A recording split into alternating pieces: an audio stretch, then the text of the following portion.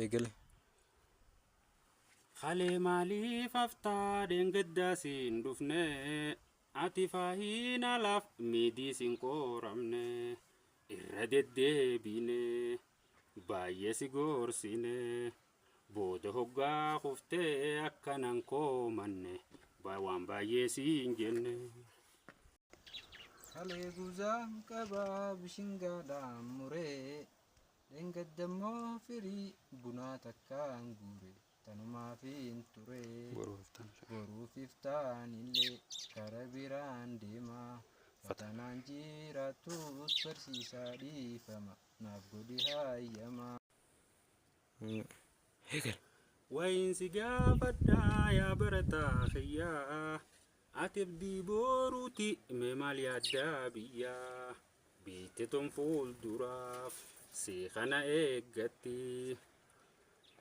Haala kanaan deemnaan biitti tun siin kufti cimee mucaa kooti.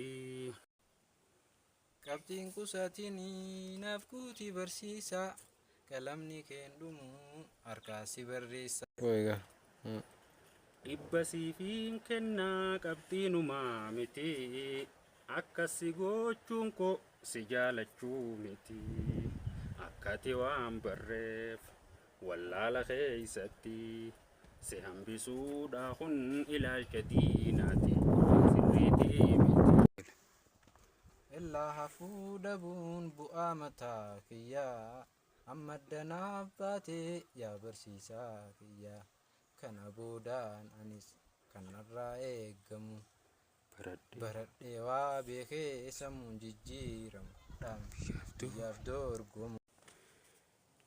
Qaxaloonni hunduu kanneen abdii boruu bakka guddaa geenye biyya haa jijjiirru hunduu barumsarraa hafuu kan baay'ifne tokkummaadhaan kaanee harka wal qabanne tigeenya waa yaanne.